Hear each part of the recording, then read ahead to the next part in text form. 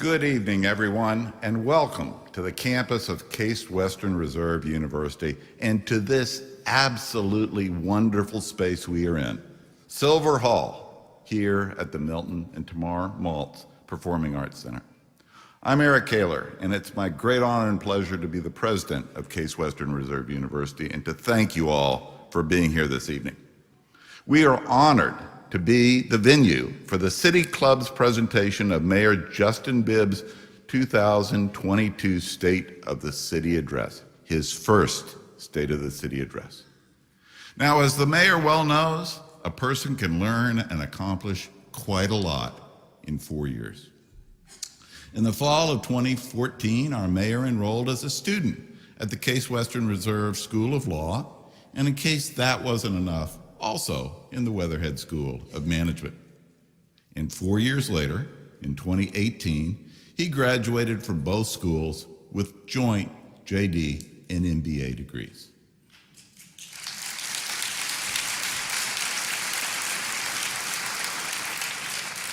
And in the 4 short years since then, well, I think we all know how that worked out for him.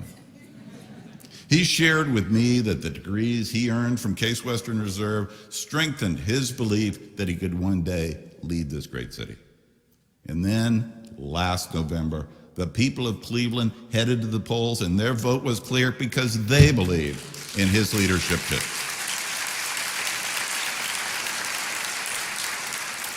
And today, the mayor comes before us at a critical juncture. He is the first new mayor the great city of Cleveland has had in 16 years, the better part of 2 decades. We embrace his vision, his priorities, and his commitment to making Cleveland better for its residents today and tomorrow. And tonight, we look very forward to hearing about his accomplishments during the first 100 days in office and to learning how he believes the city can become the best version of itself in the next 4 years. At this time, I'm very pleased to welcome Kristen Barrett-Adams to the podium. Kristen is the president of the City Club Board of Directors and Chief of Staff for the PNC Office of the Regional Presidents. Kristen, please.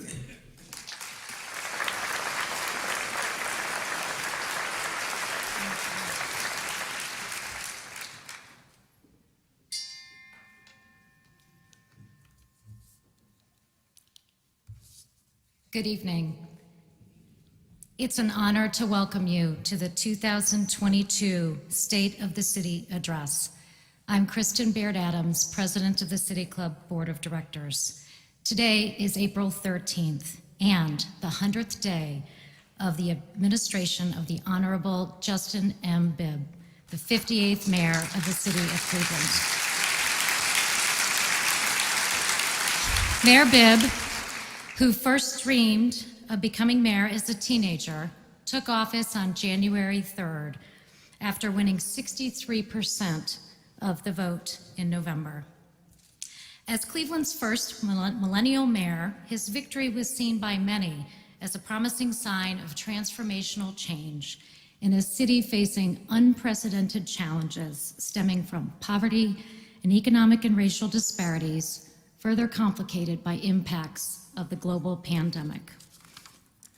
Inspired by his mother, who has repeatedly said to her son, "To whom much is given, much is required," Mayor Bibb's journey to elected office began on Cleveland's southeast side, where he spent many hours at the East 131st branch of the Cleveland Public Library, heeding the advice of head librarian Miss Cunningham on how to stay out of trouble.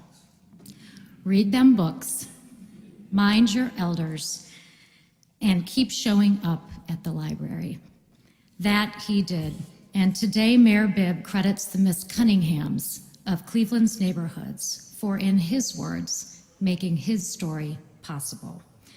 So it is certainly fitting that in his first state of the city, we are not in a traditional downtown location, yet out in the community with an estimated 1,000 joining us tonight, and in the historic Silver Hall at the Milton and Tamar Maltz Performing Arts Center at the Temple Tiferet Israel, on the campus of Case Western Reserve University, where Mayor Bibb, of course, earned his MBA and his law degree.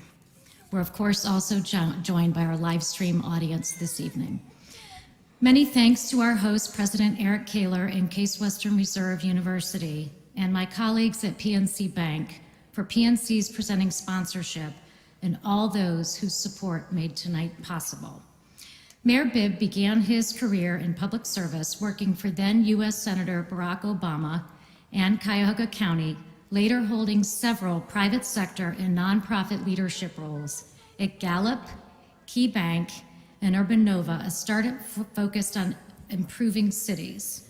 With a vision to become a national model for city management, police reform, and neighborhood revitalization, Mayor Bibb took the reins of City Hall from Cleveland's longest-serving mayor at a time of extraordinary challenge and opportunity, including critical decisions on how best to leverage pandemic relief resources to address long-standing challenges in infrastructure, economic development, education, and public health. There has been a flurry of activity in these first 100 days of the Bibb administration, from cabinet appointments to a recent motion filed to expunge the criminal records of more than 4,000 marijuana convictions. On behalf of the City Club of Cleveland, where we are devoted to conversations of consequence that help democracy thrive, we are thrilled to be a part of this conversation, during which Mayor Bibb will provide an update on his first 100 days and his vision for the future of Cleveland. Neighbors, members, and friends of the City Club of Cleveland, it is my pleasure to introduce the Mayor of Cleveland, the Honorable Justin M. Bibb.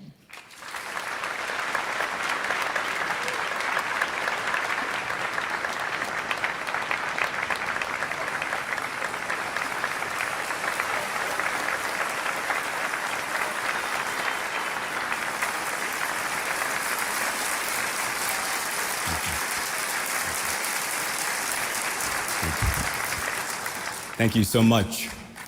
You know, President Kaler, I still get nightmares seeing law school with all those exams we had to take, but it certainly is an honor and a joy to be here on my alma mater's campus this evening. We are excited to be partnering once again with the City Club of Cleveland, and we thank them for presenting this event in partnership with IdeaStream. And thank you also to the event sponsors and partners. To all the elected officials, members of council, chiefs, directors, community and faith leaders, and residents of our great city, thank you all so much for being here. And thanks to everyone tuning in across the city, watching and listening this evening. Tonight, I stand before you on our 100th day in office, the first major milestone in the marathon for change. I look forward to sharing our progress, our plans, and taking your questions. As you know, we laid out an ambitious and urgent agenda for our first 100 days. We said that Cleveland can't wait, and we meant it. Cleveland, the wait for change is over.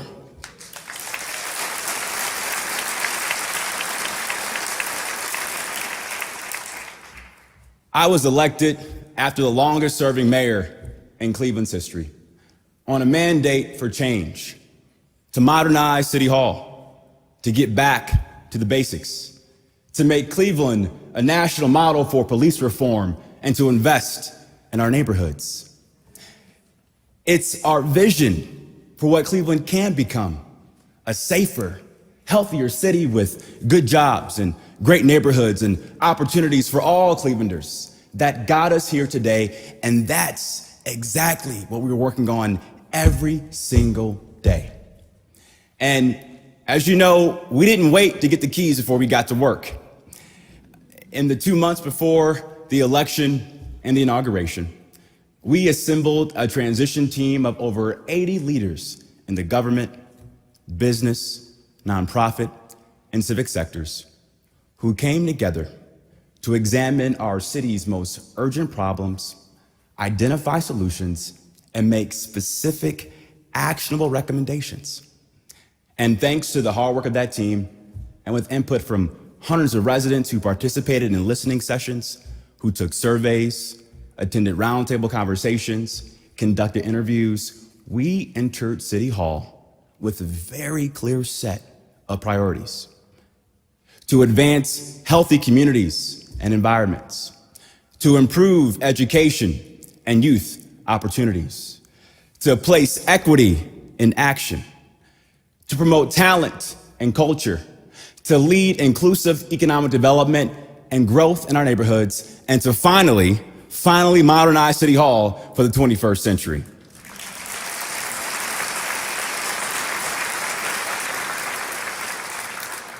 Now, while the official transition is over, the first year of my administration will be a continuation of that listening and learning.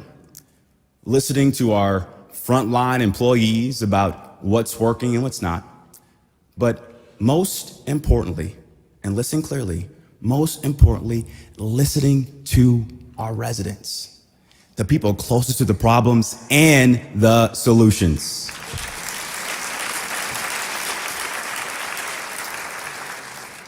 Now, as you know from your own experience, the first 3 months of any job is a test. That's right. It's a test of your character. It's a test of your commitment and a test of your ability to handle new challenges. But let me tell you this, 100 days in, I remain 100% committed to leading with transparency and urgency, even when my decisions are unpopular or exposing. And I am committed to delivering on the changes you call for, and I will remain forever curious, never accepting things as they are, but always striving for how they ought to be.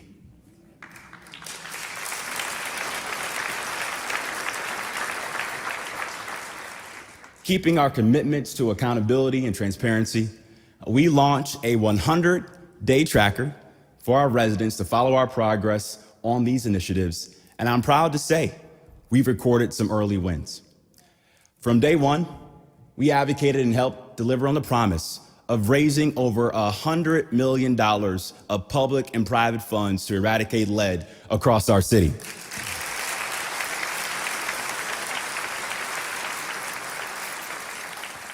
We got to work on collaborative planning for Cleveland's lakefront and riverfront, studying various ways we might extend our fragmented downtown malls to the lake, continued partnership and progress on the revitalization of Irishtown Bend, and finally exploring the future of Burke Lakefront Airport as well, too.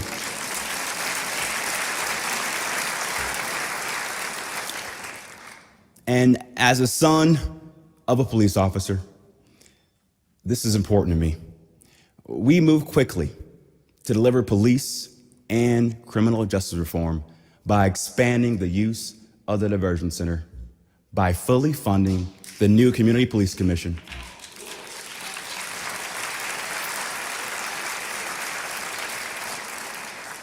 and we reached an agreement with the U.S. Department of Justice to amend the consent decree to approve issue 24, which he did overnight in 24 hours.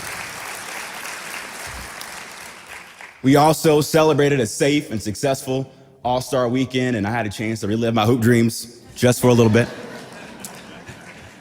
And we also celebrated our Irish cousins for the first time in nearly 2 years for the St. Patrick's Day parade. And we made some quick progress on the West Side Market.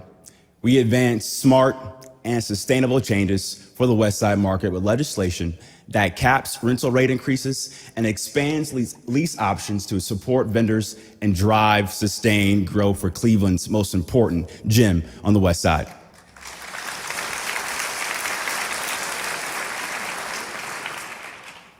And just last week, we announced the expungement of over 4,000 records for marijuana misdemeanors dating back to 2017, unlocking barriers to employment, and giving thousands of Clevelanders the second chance that they deserve. And we're just getting started.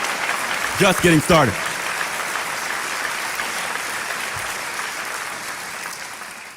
Now, none of this would be possible without the appointment of key leaders in our administration. We moved quickly to hire talented, diverse, and experienced leaders to support our top priorities, including the first woman and Asian American city planner in our city's history, the first chief of integrated development, and a brand new chief of innovation and technology. And together, my cabinet and their staff have achieved more in the last 100 days than anyone could have ever imagined. In the first 100 days of my administration, we have shown you that you can accelerate the pace of change in government with a clear set of priorities, the right people, and the political will to see it through and get it done.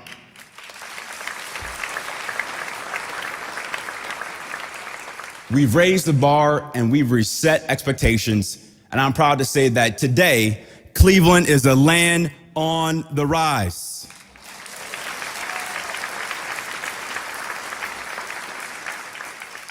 Now, achieving our potential as a city is possible, but the task is not without its own unique set of challenges and tests, things that I'm experiencing firsthand as your mayor. The evening of December 31st, New Year's Eve, is a night that I'll never forget. In my last 48 hours as mayor-elect, I got a call from our safety director, Carrie Howard, who told me that 25-year-old officer Shane Bartek, who proudly served our 5th district, was murdered in a carjacking on the city's west side. In that moment, everything else fell away for me. In that moment, I had one job: show up with empathy for a family in shock, stand together with officers who had just lost a brother, and speak up for our community, weary and angry over yet another incident of senseless and tragic gun violence. I think about Officer Bartek and his family every single day. And while they weren't able to join us this evening, let's honor the Bartek family with a round of applause.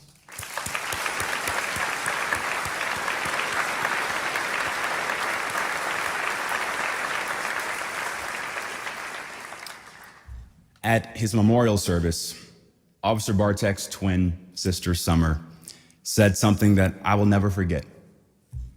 She said that Shane wanted to be remembered as someone who cared, and in his 25 years, he reached that goal times 1,000. Times 1,000. And that's exactly how I remember Shane. His public service, selflessness, courage became a beacon for me in my transition to candidate to mayor. Post-inauguration, we had another big test 2 weeks in, where we saw the biggest snowfall we've had in a decade. 15 inches of snow fell overnight. Now, I'll tell you this. We deployed every truck, every snowplow and driver that was available, but I quickly learned that it didn't cut it. As my grandma would say, it ain't enough.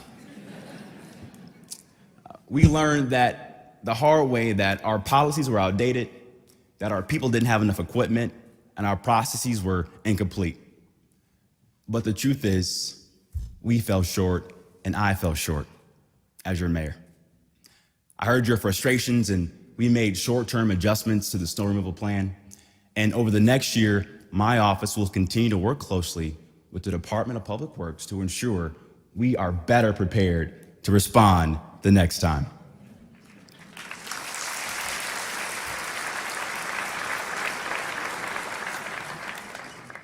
But here is a lesson that I've learned from these early tests. I've learned that leadership happens when policies on paper start to look different from what is needed in practice. When we don't have all the answers, we must listen and learn. Only then can we innovate and adapt. And yes, we took some wrong turns, and we have made and learned from our mistakes. But I did not promise to you that I would be a perfect mayor. But I did make this promise. I promised you that I would give you my best every single day. Thank you.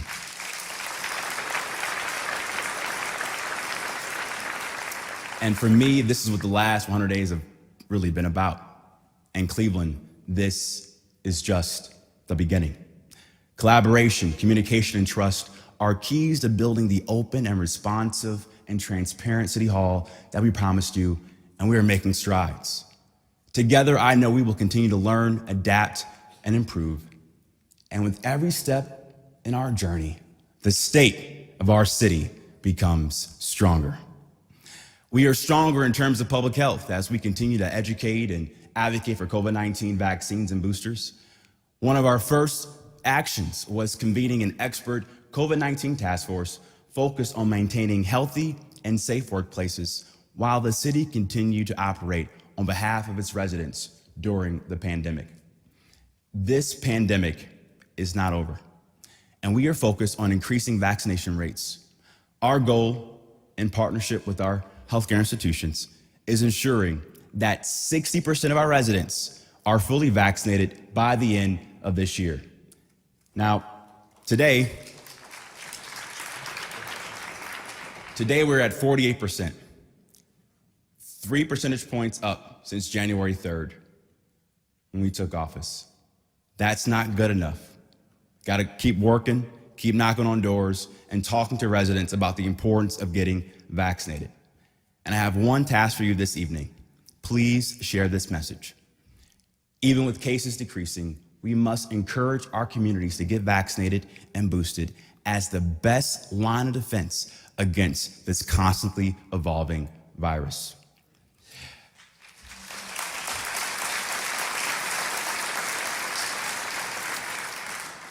To the frontline workers and first responders who kept our city running and our residents safe over the past 2 years, we owe you a tremendous amount of gratitude. On March 15th, in collaboration with Cuyahoga County, we recognized the importance of acknowledging the hardships of this pandemic with the city's first day of remembrance and resilience. We're faith leaders united to remember those who we've lost and to celebrate those who overcame illness. Two of Cleveland's frontline heroes, Detective Jasmine Brown and EMT paramedic Sarah Cohen, spoke at the event. Both of them contracted COVID-19 while working throughout the pandemic to protect our public. And we are honored to have Detective Brown with us here this evening. Thank you, Detective Brown, for your service and commitment to our city. And thank you to every first responder in the city of Cleveland for everything you do for us. I'm inspired by your courage, your compassion, and your resilience. And we are grateful to have you serving and protecting our residents. Let's give our first responders a round of applause. Detective Brown.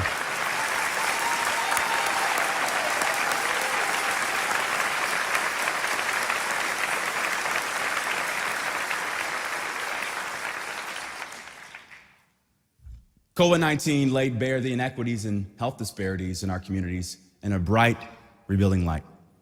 It's up to us to respond and to get to work on the public health challenges that have threatened us for far too long in this city. A prime example is our lead crisis. And it's past time we did something about it. Lead paint was outlawed in 1978, and nearly 90% of the homes in the city of Cleveland were built before then. In order to combat lead poisoning, the city of Cleveland requires all pre-1978 residential rental units to be lead safe certified. Under the strong leadership of Sally Martin, our new director of building and housing, we will focus on implementation to accelerate the pace of change, make priorities, and ensure that no child in our city is ever poisoned with lead again.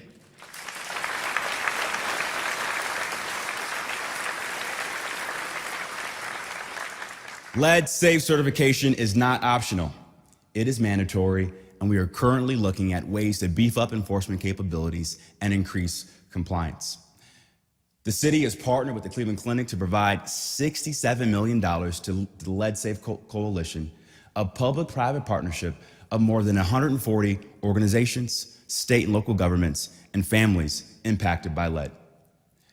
Recently, following the recommendations of community activists and grassroots organizations, we hired a cabinet-level lead-safe strategist to focus on prevention, screening, testing, early intervention, education, and community engagement. This critical role in my administration will help break down silos to ensure we can lead the way to eradicate lead in the city of Cleveland once and for all.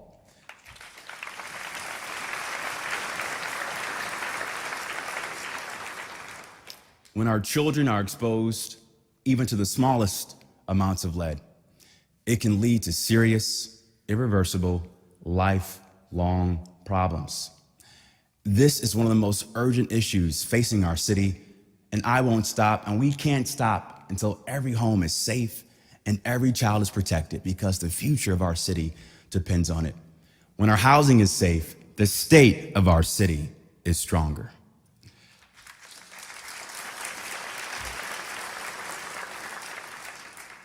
Fellow Clevelanders, safety is a human right and a basic necessity. You deserve to feel safe in your homes, at your jobs, where you worship, shop, and gather as a community. And no one, I repeat, no one should ever have to live in fear in our city.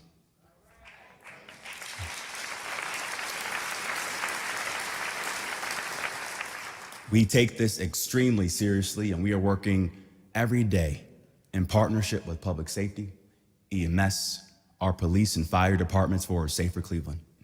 We continue to expand on a smarter, more proactive approach to tackling crime and violence.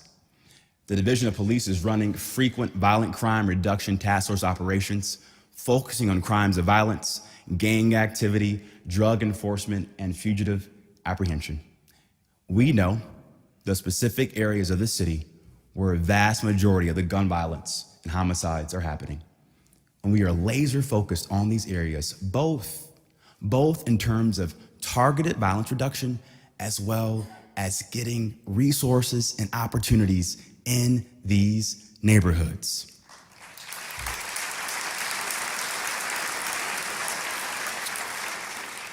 Cleveland investigators work around the clock in tandem with partnering law enforcement agencies at the local, state, and federal levels, and have had success in terms of arrests, weapons confiscations, and drug seizures. We've established a new partnership with the Highway Patrol to have coordinated traffic sweeps, and we will leverage the American Rescue Plan to finally fully fund community violence prevention initiatives all across this city. And let me be clear, public safety is and always will be my number one priority as your mayor.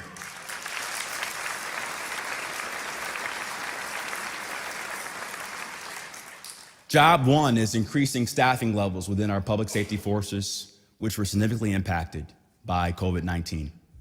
We are budgeting for 180 cadets from 3 classes to graduate in the Cleveland Division of Police, 80 cadets from 2 classes for the Cleveland Division of Fire, and 35 cadets from 1 class for EMS, boosting our safety forces in 2022. On March 7th, we celebrated the graduation of the 148th and 149th classes of the Cleveland Police Academy at our first in-person graduation in more than 2 years. Being there with the graduates and seeing the excitement and pride of their loved ones gave me so much hope for the future. We know that safety in our city depends on our first responders, and they depend on us for resources, support, and tools to better serve our community. 2 weeks into my term, we expanded the use of the Cleveland-Cuyahoga County Diversion Center for nonviolent offenders by removing prosecutor pre-approval and giving our police and first responders the trust and flexibility to better work with those exhibiting signs and symptoms of mental illness or substance abuse. Jail does not always have to be the option. And thank you, County Executive Bunis, for your partnership.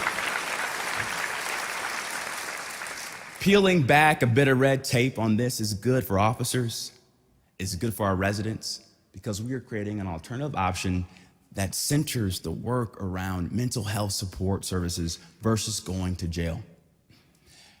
A few weeks ago, I, along with mayors from across the county, the Ohio Mayors Alliance, and the Ohio Fraternal Order of Police, let Governor DeWine know that we strongly oppose Senate Bill 215.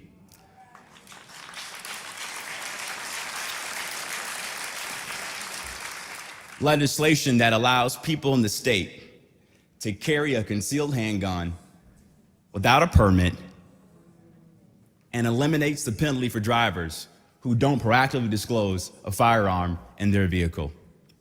Despite our intense advocacy efforts, the bill was signed into law on March 2nd.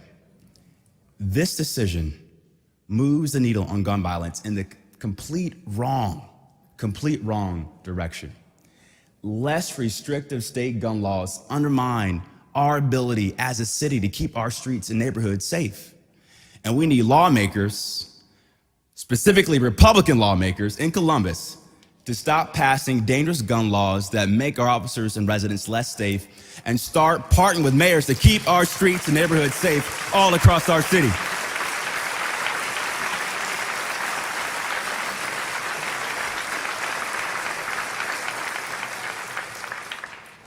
Cleveland, I know we continue to experience alarming and increasing gun violence in our city. And I learned a great deal about what our communities and police are dealing with on a recent ride along with police in the 4th District just a couple weeks ago. This must change. Safe neighborhoods are imperative, and I commit to working with council, safety forces, and residents to finding solutions. As promised and as required by law, we're also hard at work on Issue 24, now known as Charter Section 115. In my first 100 days in office, we reached an agreement with the U.S. Department of Justice on a joint amendment to permit the implementation of the new law. The amendment, once approved in the U.S. District Court overnight, permits the creation of a new community police commission, restructuring of decision-making authority, and an ongoing independent civilian oversight and review of police misconduct.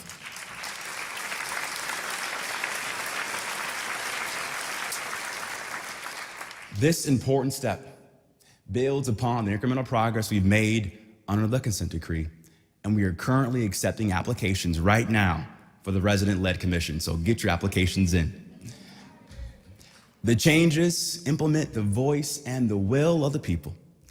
It keeps the promise of police accountability and brings us one step closer to delivering the reform that you voted for last November. We are building a national model of police oversight and reform with a new generation of officers like the newly minted 148th and 149th class who are entering the force with an understanding of best practices in modern policing. Outstanding public safety forces make the state of our city stronger, and we must deliver on the promise of a safer Cleveland.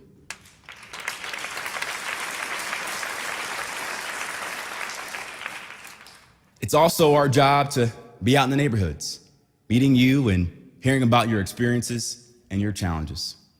And just last evening, I, with members of my cabinet, along with Senator Sherrod Brown, were knocking on doors in Mount Pleasant, talking to residents about the importance of the Earned Income Tax Credit and the Child Tax Credits, making sure they knew about free tax prep resources to ensure that none of their hard-earned money goes to a paid taxpayer, meeting government with the people where they are.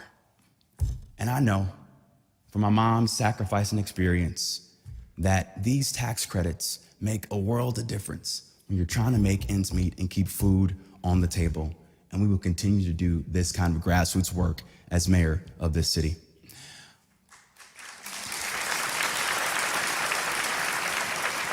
Across all departments, we are focused on better serving our residents, from snow removal and filling potholes to grass cutting, street sweeping, exterior painting, and cracking down on illegal dumping. These services are the basics, and they matter, and we can and must do better as a city. Our Cleveland residents deserve the same level of service as their suburban neighbors. That's right. That's right. And my team, we are working on systems and processes to do just that. I've heard time and time again how difficult it is for folks to contact and get a response from City Hall.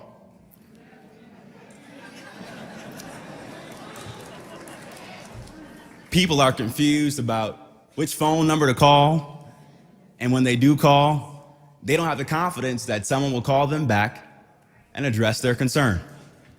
And I heard this loud and clear in real time during the MLK Day snowstorm, where we received over 3,000 calls for information and service. This must change. It's got to change. Communicating with offices and departments that exist to serve you, the resident, should be easy, seamless, and not complicated. A comprehensive audit of our city's 311 service conducted as part of our first 100-day plan revealed disconnects and shortcomings in the system, and we are currently triaging a wide variety of ways to address those concerns long-term. We are working collaboratively across our departments on short and long-term solutions to improve and expand 311. And our goal should be to have the best 311 service in the country. That's right. We know the onus should not be on you as a resident. It should be on us at City Hall to follow up and take care of your request in a very important, quick, timely fashion. We can and must do better. Part of the solution falls under our commitment to modernizing City Hall. We are in the process of bringing our technology into 2022 with things like the new snowplow tracker and other systems that give residents real-time information and faster responses. We are moving toward an environment where we use far less paper and fewer residents will have to physically travel to 601 Lakeside Avenue to conduct business with the city. It's our job, now more than ever, as we recover from this pandemic, to bring City Hall to you. Frankly, pre-COVID, we were behind the 8 ball, and we've lost traditional ground since then. To help us with these challenges, we recently welcomed Roy Fernando as our new Chief of Innovation and Technology. He has hit the ground running with extensive IT systems and change management experience to help us deliver a more modern and responsive City Hall for all of our residents. We know we have work to do, but in so many ways, Cleveland is a land on the rise. We are currently involved in projects that are enhancing downtown, investing in neighborhoods, and focusing on assets that help us attract and retain both businesses and talent, including parks, arts and culture, sports, recreation, travel, and transit. We've introduced legislation to finally remove the ugly and practical Jersey barriers from our public square and replace them with modern movable bollards.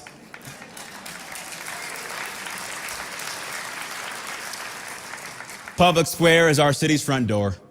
It belongs to the people and should function as a welcoming and accessible meeting place that we can all be proud of.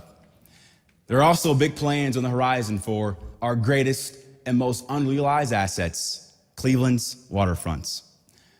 For the first time ever, the City of Cleveland, Cuyahoga County, Cleveland Neighborhood Progress, and the Greater Cleveland Partnership have jointly endorsed a list of 10 priorities in Cuyahoga County for the 2023-2024 state capital budget. Thank you.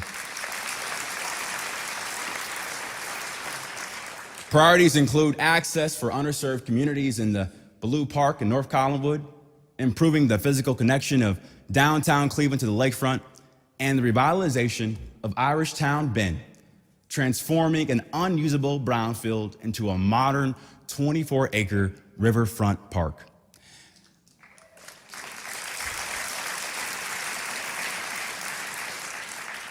Neighborhood priorities include funding for career and workforce development centers in the Collinwood and Bel Air Puritas neighborhoods, the development of new trails connecting underserved Slavic Village neighborhoods to the metro parks, updates to Canal Basin Park, and enhancements to the park at Centennial Peace Plaza. These are not small projects.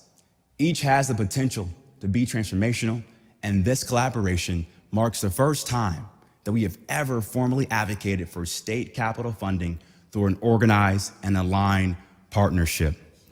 The state of our city is made stronger through partnership and thoughtful and intentional collaboration. Now, of course, we have to pay for these initiatives and the talent that helps make them happen. On March 27th, Cleveland City Council approved our $1.8 billion budget, supporting a commitment to improving service delivery for the residents across the city and laying the groundwork for a long-term vision. While our city's finances are stable, this is very much a transitional budget. We came into office with just 4 weeks to make quick adjustments to a budget not of our own design, balanced with a $62 million carryover from ARPA funds received in 2021. Now, a few things are happening here.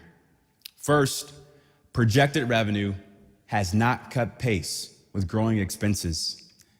And the second, we are grappling with the ongoing impact of both COVID-19 on revenue and the staffing level implications that remote work might have on our balance sheet.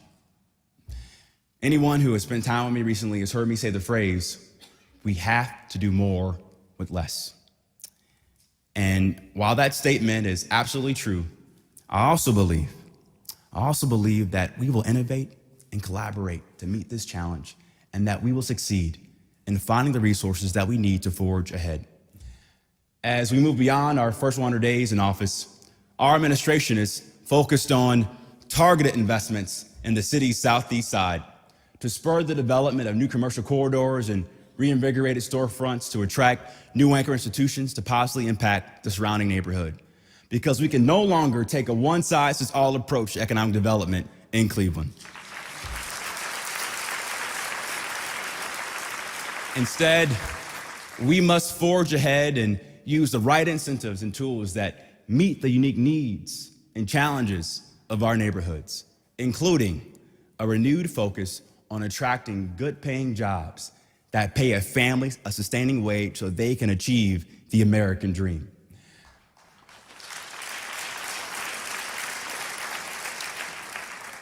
We are hard at work on an objective and community-centered process to determine the best and most effective use of once-in-a-generation, maybe once-in-a-century federal aid from the American Rescue Plan to make real change on Cleveland's most vexing and intractable challenges. Our proposal to make sure this happens is a Center for Economic Recovery that will collect proposals for ARPA-funded projects and make objective recommendations for consideration. This center does not change the legislative process that's in place, but it does give us a much-needed tool to ensure that not a single dollar of this money is wasted and that we spend it in a thoughtful, prudent, and responsible way. We can't afford to waste this money.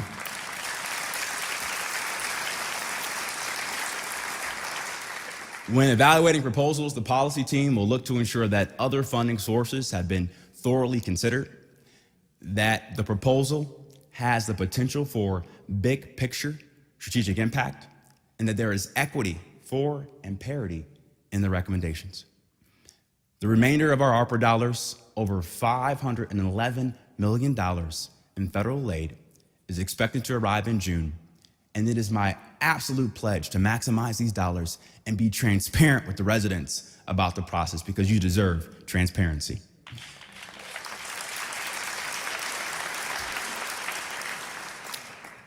We're also working to protect renters in the city of Cleveland as we prepare to introduce source of income protection, pay to stay, and other pieces of critical housing legislation.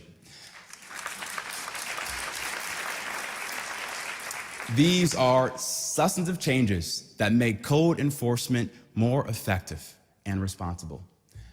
Our priority here is to protect tenants and address the impacts of out-of-state, out-of-country investors who prey on our most vulnerable residents and neighborhoods. And this will not be tolerated in the city of Cleveland.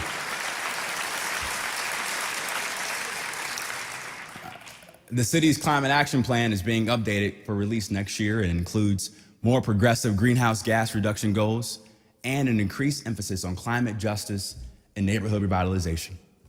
2 weeks ago, I participated in a virtual event with Phoenix Mayor Kate Gallego, Boston Mayor Michelle Wu, and U.S. Transportation Secretary Pete Buttigieg, where we talked about the importance of investments to help fight climate change and to advance clean energy and environmental justice all across our city. Cleveland is emerging as a national leader on climate action and climate justice. We are focused on these efforts at the highest levels of my administration, with the commitment to climate justice work embedded in every cabinet level job description. We are also working towards being the first city in North America to implement a 15-minute city planning framework where people, not developers, but people are at the center of urban revitalization. Because regardless of where you live, you should have access to a good grocery store, vibrant parks, and a job you can get to.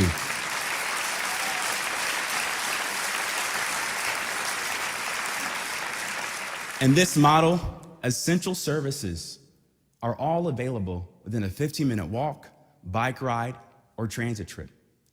We aim to use this 15-minute model as a basis for policy innovation and to drive investments through a process that is grounded in direct feedback from residents and localized to the unique needs of all of our neighborhoods. This is just a sample of the work ahead. All of it with an eye toward being the Cleveland that we can be. For the first time in 2 decades, we are in a true period of transition and change. In a world of uncertainty, Cleveland can be a model for the nation on city management, police reform, and neighborhood revitalization. Let's not be afraid to set our expectations higher. No more waiting on DC or Columbus for change or reacting to the hand we were dealt. We must be the change, but more importantly, we must give ourselves both the permission and the courage to dream once again as a city.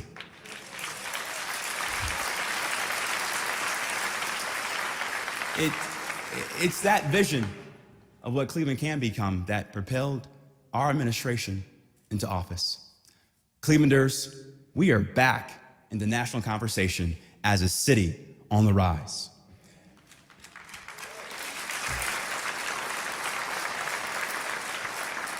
We are advocating for Cleveland on an international and national global level. We are building strength and capacity around a shared vision with unprecedented and purposeful collaboration across the civic, nonprofit, and private sectors. We are working closely with the county, the Mayors and City Managers Association, the Ohio Mayors Alliance, and the U.S. Conference of Mayors, where I'm proud to serve as Vice Chair of the Climate and Resilience Environment Standing Committee.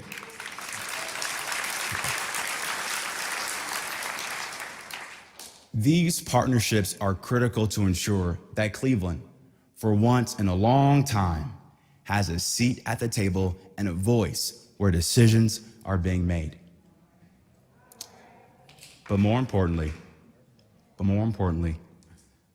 the strength and heart of our city is all of you. Each and every one of you in this room, the people of Cleveland. We are in this together in a spirit of shared sacrifice and shared responsibility for us to achieve our potential for the Cleveland we can be. If we want to go far, we absolutely must go together. So, thank you for rolling up your sleeves, for doing more with less, for being there for your neighbors, and making this city a community, your community, your community. And for all this to work, we need each other. And while the pandemic brought us so many challenges and hardships, it also highlighted one important thing.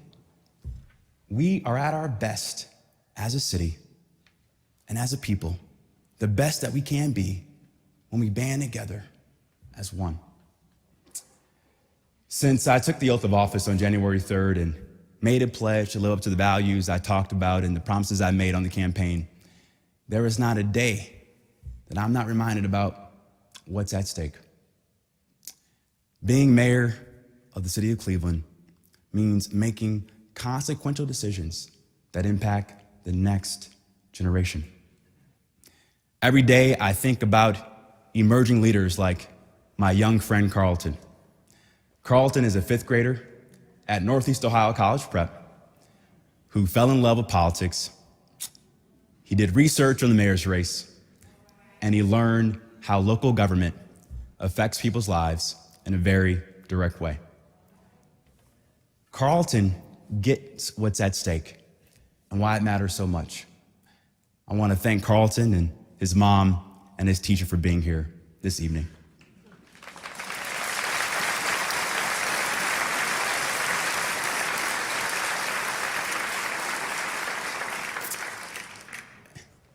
This moment now it's not about us. It's about Carlton. He is counting on all of us to deliver on the promise of what Cleveland can be.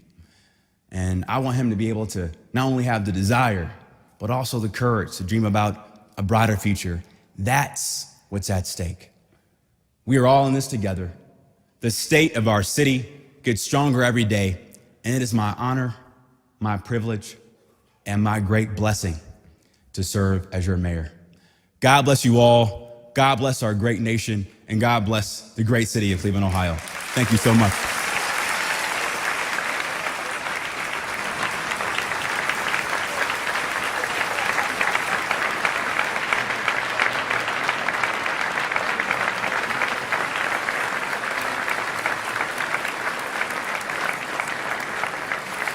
Thank you, Mr. Mayor.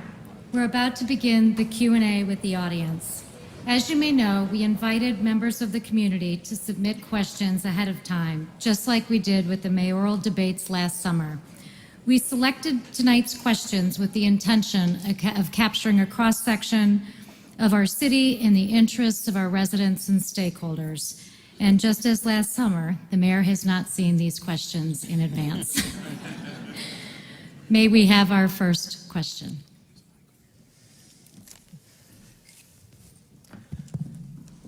Hello. How you doing? What's your name? Kylia. Hi, Kalia. Are you able to hear me okay? Yes, I can. Okay. My name is Kylia Mayer. I am a junior currently studying at Baldwin Wallace University.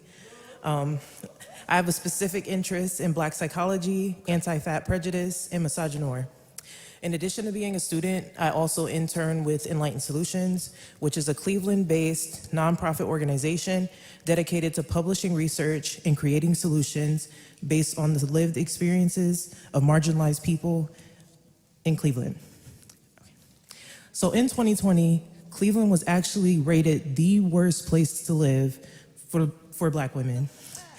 In terms of healthcare, education, and workplaces, Cleveland is currently the worst place to live for Black women in the city. Sorry. Okay. Now it is currently 2022, and these metrics still have not changed. So my question for you is, how will the Bibb administration lead in accountability metrics for nonprofit organizations and corporations to professionally and financially invest in Black women within Cleveland? Thank you for your question.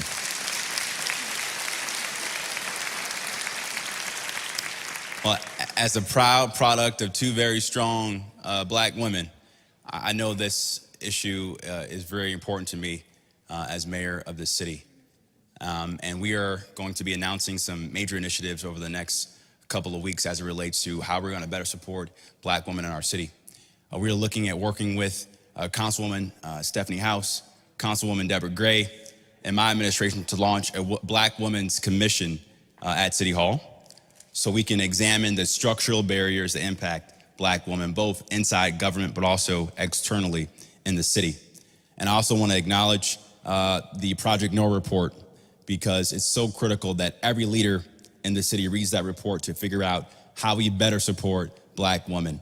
And I want to say this: a city that works for women, particularly Black women, is a city that can work for everybody. That has to be our North Star.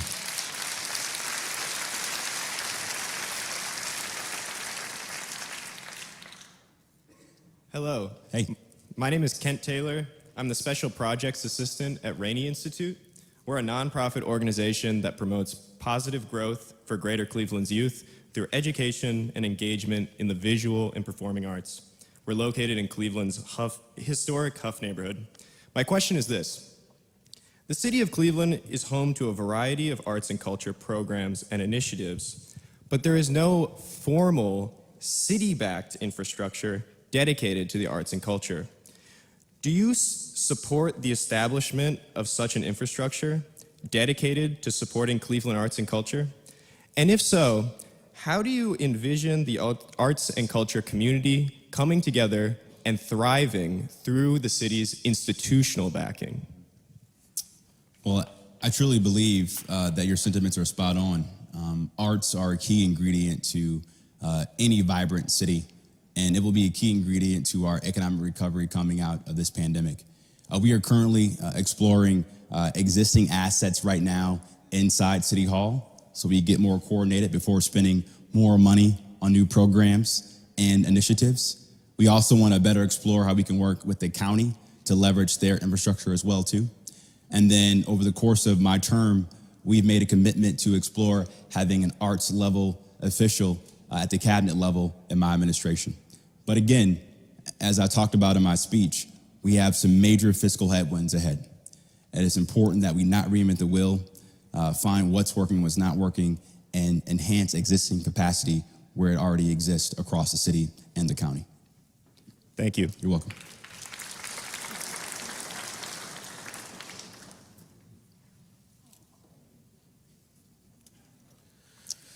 Hello, my name is Josiah Quarles. I'm a housing justice community organizer with Northeast Ohio Coalition for the Homeless.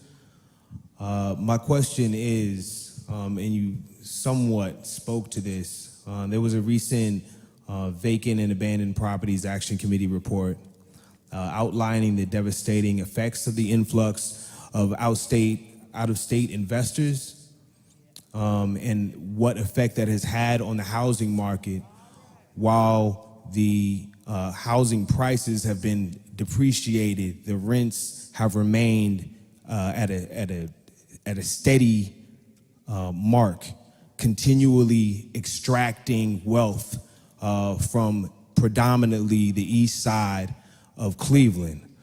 What steps will your administration take to wrestle these properties away from bad actors and empower communities and grassroots organizations to return equitable and sustainable models of safe and affordable housing to those most in need? Thank you, Mr. Quarles.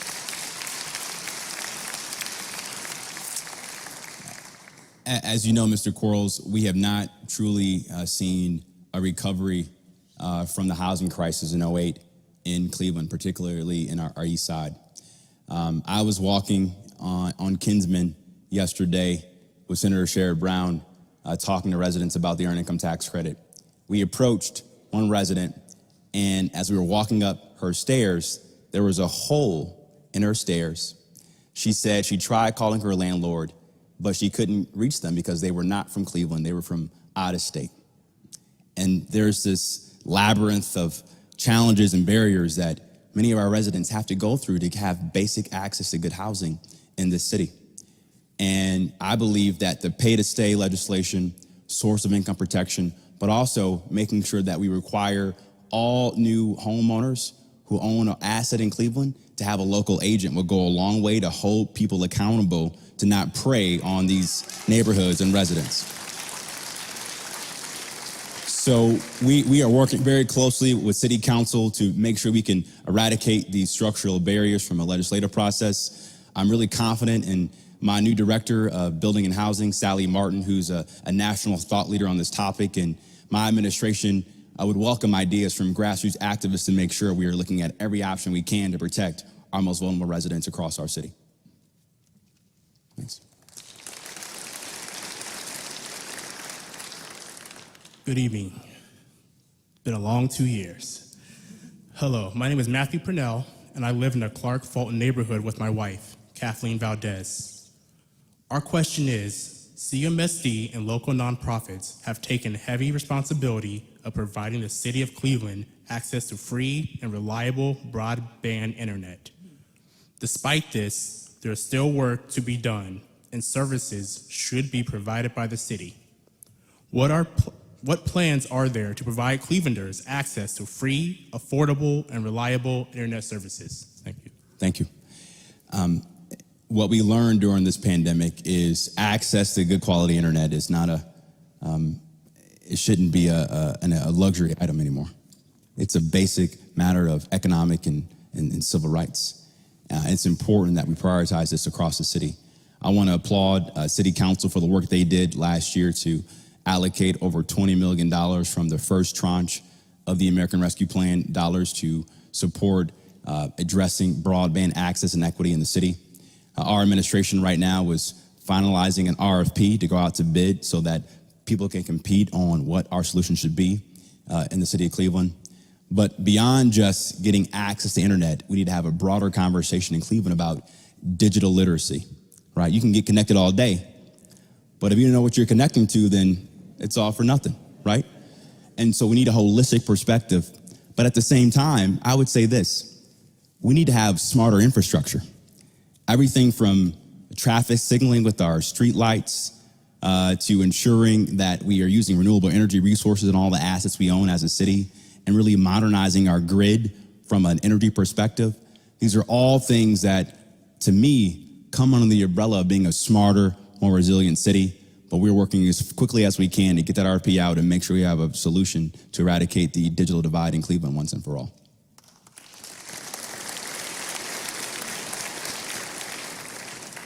Hello, my name is Felix Ocasio. I'm a student at Gary Morgan School of Leadership and Innovation. What great. What great. 10th grade. 10th grade. My question is, how will you incorporate more youth and teen voices when creating policy and programs geared towards us? Thank you. I like this question. I was you when I was in 10th grade, so this is good. We're doing a couple things. Number one, I try to go to a CMSD school at least once a month as mayor, and I want to be a present figure in our public schools to show our students what's possible. I think that's critical. Secondly, thank you. Secondly, we've hired a chief of youth and family success whose responsibility is to figure out how do we have more youth voice around the table as it relates to policymaking. So, for example, you should tell me as mayor what kind of programs you want to see in your rec center, right? Whether it be gaming or debate club or computer science club, we have to build the city for you, right? And so we intend to have what I'm calling a children's cabinet with leaders from the county, the nonprofit sector, and other key stakeholders, but also student members of that cabinet to advise our administration to figure out what policies are going to matter for young people, because you're going to inherit this city long before I'm done being mayor. Thank you.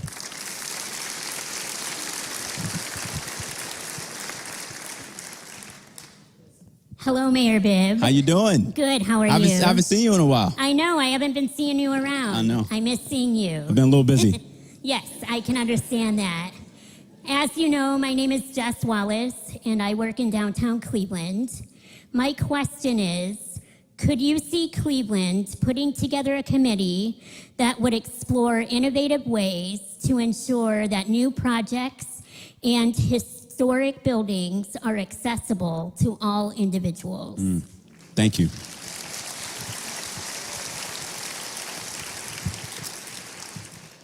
Your question is so important.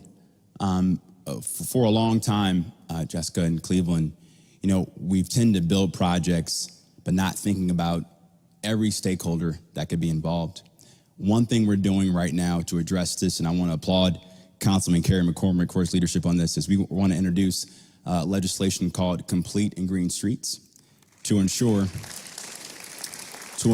that every resident, whether you're a walker, ride a bike, drive a car, or ride public transit, that our streets are made for everybody.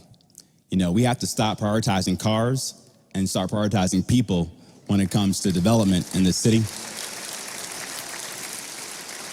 I'm really excited about the work that my new Chief of Integrated Development, Jeff Epstein, is doing around making sure that building and housing, planning, economic and community development are all talking from the same playbook. Because in the past, they would be fighting with each other. We can't afford that, right? And then the work that Joyce is leading in planning, you know, Director Wong is doing everything she can to make sure that every major planning project in the city is centered in resident voice. And it's important for us that we get that right. And it's going to be critical that we embed these systems in everything we do as a city moving forward.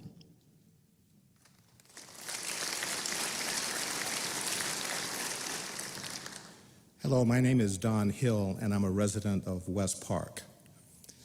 There is concern among some of us who see the need for fundamental changes in two areas that you've talked about tonight at length: public safety and public works. That concern that we feel stems in part because you appointed leadership from the previous administration in these two critical areas and in other important areas as well. What do you say to those who question those appointments as more of the same? What do you say to those who question your consistency on your promise to a change in the basic functioning and culture of City Hall? Thank you, Don, for the question.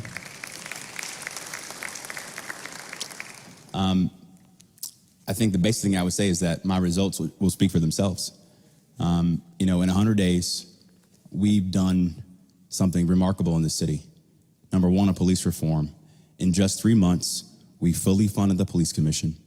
Judge Oliver approved our recommendations around issue 24 for the consent decree in nearly 24 hours.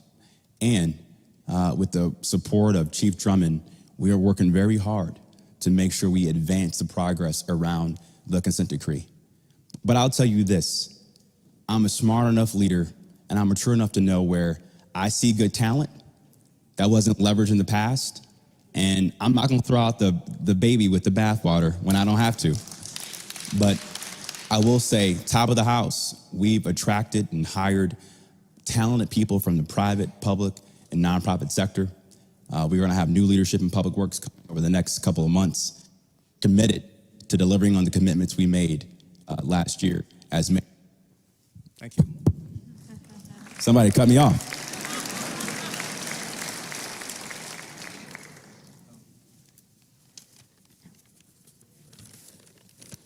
Hi, I'm Eva Jones. I'm a downtown resident. You touched on this a bit earlier, Yeah. well, throughout your speech. And I just wanted to know if there are any plans for actual sustainable and forever family housing. Right now, there's a lot of, building, but it seems to be more for rental properties, high rises, such as what I live in downtown. But is there going to be any focus on actual family housing? And is there going to be any focus on family housing? And then also, will there be real amenities in those neighborhoods as well? Yeah. Well, I touched on this in my remarks. A couple things. The city just finished up a 10-year housing study, which calls for more diversity in our housing stock, particularly on the ownership side in many parts of our city. Secondly, over the next couple weeks and months, we're going to be announcing a revised tax abatement policy to make sure that we prioritize investment in middle neighborhoods and opportunity neighborhoods like the Southeast side so they can get their fair share as well. But then thirdly, how do we create a more age-friendly city where our seniors can live and retire with dignity versus aging out and getting pushed out due to rising property taxes and property valuations? And so we are exploring how to better work with the state legislature around long-term homeowner property tax relief so that those seniors can stay in place and age in place and retire with dignity in their homes. But we need a more comprehensive housing policy that is not one size fits all, because that's what we've had over the last 2 decades. Thank you.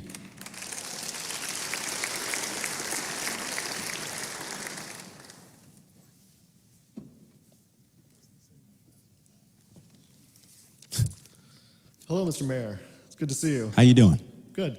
As you know, my name is Brendan Heil. I'm a lifelong Clevelander and a resident of West Park. This question is actually on behalf of my family and a number of residents of the Near West Side.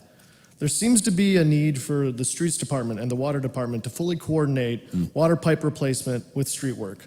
2 areas of Lake Avenue between Detroit and Clifton and West 65th and Franklin Boulevard are 2 recent examples of the disconnect between these 2 departments. In each of these instances, the Water Department ripped up new roads within a month of streets being redone. 10 years ago, the mayor of Tulsa, Oklahoma, put the Water Department and Streets Department under the same head to coordinate water pipe replacement with street work. How can your administration better coordinate between these departments? I couldn't agree with you more. I know my COO is in the room, Bonnie Tewin, and our new Director of Public Utilities, Marty Keene. We love to take a look at that and look at other models, because it doesn't make sense for one department to dig up the street and somebody else comes back the following month. So thanks for that recommendation. I appreciate it. Hello, Mr. Mayor. My name is Mike Seals, and How I'm you a doing, resident sir? right here in Cleveland, Ward 7, the Huff neighborhood. Good to see you. According to the 2020 U.S. Census, Cleveland is now the poorest city, large city in America. What can we do to get us out of this position so that we won't be in the position for 10 years like Detroit was? Thank you, Mike, for that. I appreciate it. Poverty is a multifaceted structural issue. There is not one policy solution to solve decades of a lack of investment, decades of families being poisoned by lead, decades of not good public education in most of our neighborhoods. And so we must have a comprehensive approach to solving this issue in the city. I would say, as residents, number one, are you mentoring somebody in your neighborhood, a young person? Are you volunteering and getting involved in your community? But it's important that we all find a way to give back and make a difference. But we want to make sure that we created a climate in Cleveland where we have good paying jobs, good quality schools, and we attract new people to grow the tax base so we can invest long term. We have to have a growth mindset, and we haven't had a growth mindset in the city for a long time. Thank you.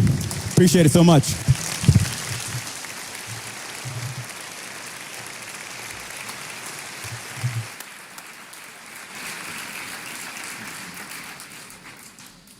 Thank you, Mr. Mayor.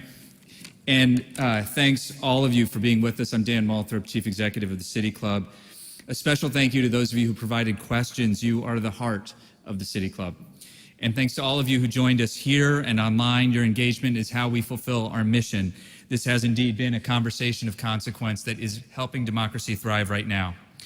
And on behalf of the City Club, I want to thank our partners tonight, especially Pat Pastore at PNC Bank, Eric Kaler at Case Western Reserve University, and Kevin Martin at IdeaStream Public Media, which is now at 89.7 FM.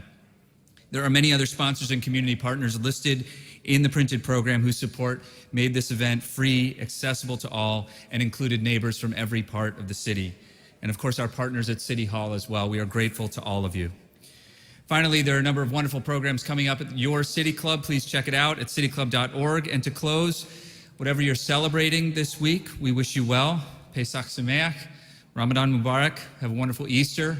Go Cavs, go Guardians. I'm Dan Malthrop. Our forum is now adjourned.